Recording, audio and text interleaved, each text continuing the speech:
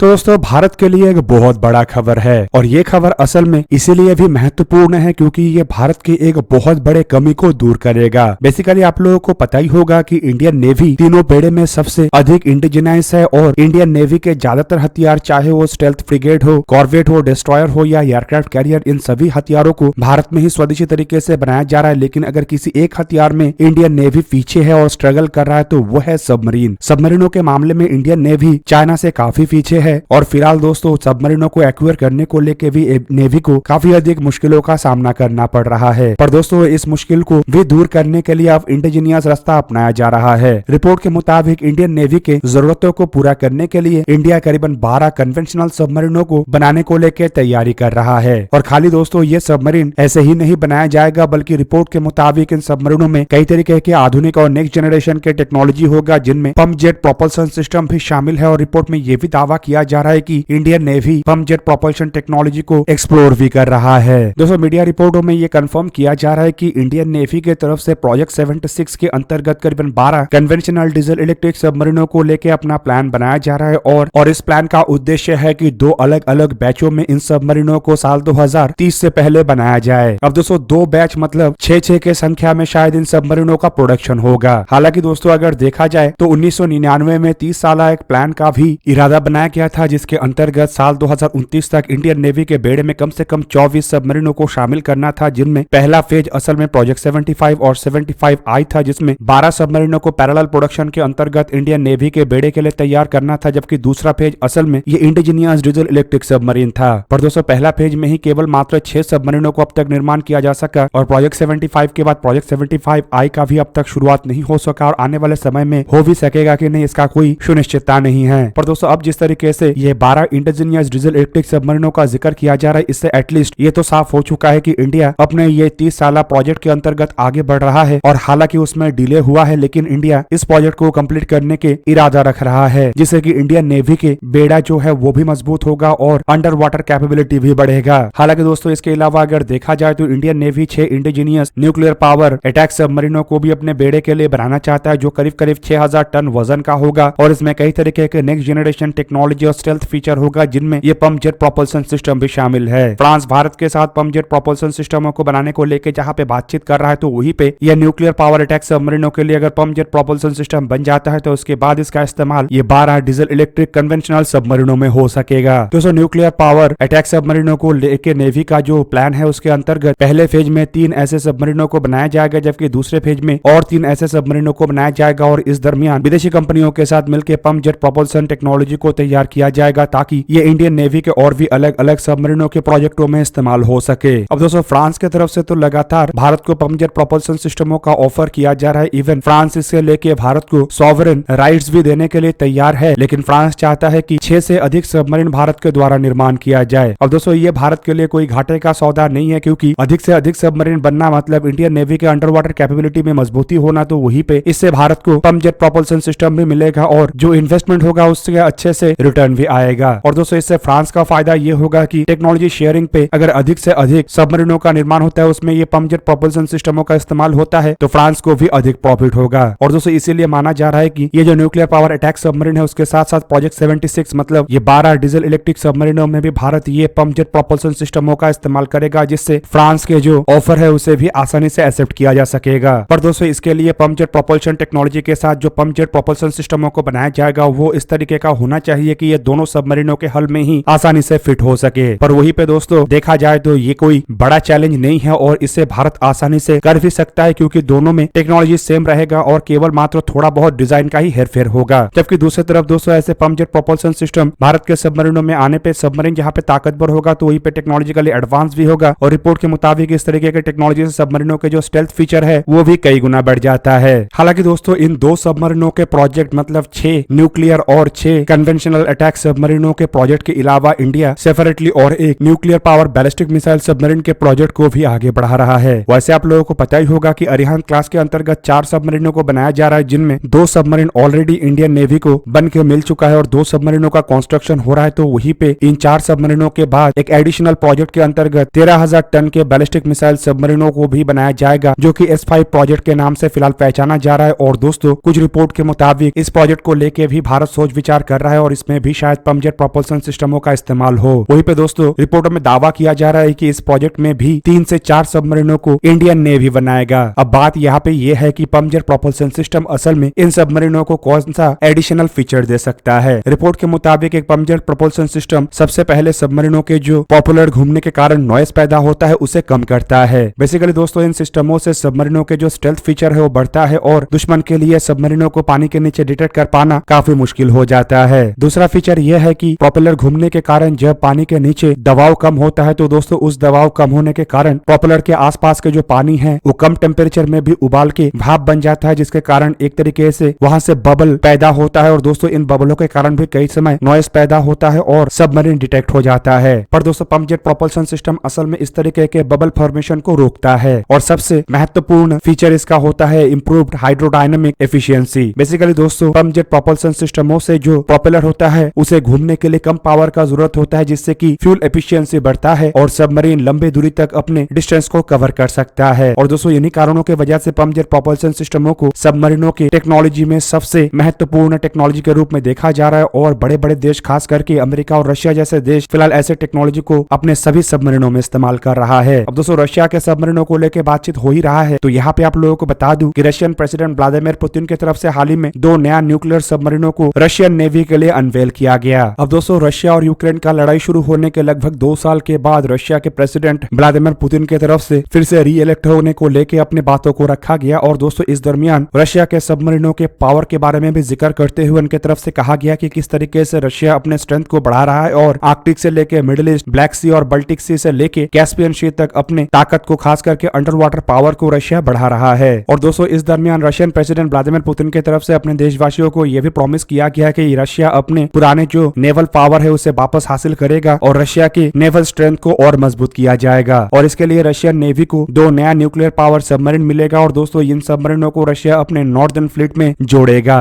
और दोस्तों रिपोर्ट में दावा किया जा रहा है कि जो 2 सबमरीन है इसे असल में एक सेरेमनी के अंतर्गत रशियन प्रेसिडेंट व्लादिमीर पुतिन के द्वारा अपने नेवी को सौंपा गया और इस सेरेमनी को असल में व्हाइट सी के नजदीक सेवरोस्विन्स्क में आयोजित किया गया था। दोस्तों इन 2 सबमरीनों में सबसे पहला सबमरीन असल में यासिन क्लास के K517 मतलब कृष्णायक सबमरीन, जबकि दूसरा है बोरी क्लास के K554 मतलब एम्परेटर अलेक्जेंडर 3 सबमरीन। अब दोस्तों ये दोनों सबमरीन ही अपने आप में अलग अलग सबमरीन हैं और दोनों ही काफी खतरनाक और भयंकर सबमरीन हैं। रिपोर्ट के मुताबिक जो बोरिस क्लास के सबमरीन है ये असल में nuclear power ballistic missile submarine है जिसका वजन पानी के ऊपर 14,720 टन है जबकि पानी के नीचे 24,000 टन है और ये 170 मीटर लंबा एक भयंकर सबमरीन है जो कि 54 किलोमीटर पर आवर के अधिकतम रफ्तार में आगे बढ़ सकता है, 400 मीटर पानी के गहराई में जा सकता है। और दोस्तों ये submarine 16 RSM-56 submarine launch ballistic missile को कैरी करता है जिनमें से हर एक मिसाइल में 6 MIRV वॉरहेड रहता है, जबकि इसके अलावा इसमें 8 533 मिलीमीटर के टॉर्पेडो ट्यूब भी है जिसके सहारे ये खतरनाक टॉर्पेडोज इवन न्यूक्लियर पावर टॉर्पेडो तक को दाग सकता है। वहीं पे दोस्तों यासिन क्लास के सबमरीनों को अगर देखा जाए तो ये nuclear power cruise missile submarine है। 8,600 टन इसका पानी के ऊपर वजन है और पानी के नीचे करीबन 13,800 टन का है। ये करीबन 130 से 140 मीटर लंबा है और दोस्तों ये सबमरीन करीबन 37 किलोमीटर से लेके 52 किलोमीटर की रफ्तार में इवन जरूरत पड़ने पे मैक्सिमम 65 किलोमीटर पावर आवर के रफ्तार में आगे बढ़ सकता है। दोस्तों ये पानी के नीचे 450 मीटर तक जा सकता है और कुछ रिपोर्टों के मुताबिक ये तो 650 मीटर से भी अधिक गहराई में जा चुका है। और ये सबमरीन वर्टिकल लॉन्चिंग सेल से लैस है जिसके सहारे करीबन 32 ऑनिक्स मिसाइल या कैलिबर मिसाइलों को दागा जा सकता है। इवन इसमें 10 टॉर्पेडो ट्यूब है और इसके सहारे भी ये टॉर्पेडो इवन इग्ला जैसे मिसाइल तक को दाग सकता है। दोस्तों आप लोगों को क्या लगता है कि भारत के ये जो सबमरीनों के प्रोजेक्ट है मतलब 12 diesel electric submarine, 6 project 75I submarine, 6 nuclear power attack submarine और 3 बड़े आकार के nuclear power ballistic missile submarine, किस तरीके से ये जो प्रोजेक्ट है ये इंडियन नेवी को ताकतवर बना सकता है? कमेंट करके अपना राय अवश्य दीजिए। दोस्तों आज के इस वीडियो को यही पे ही करते समाप्त। किसी और एक दिन किसी और एक वीडियो में मिलेंगे, तब तक के लिए जय हिंद, वंदे मातरम।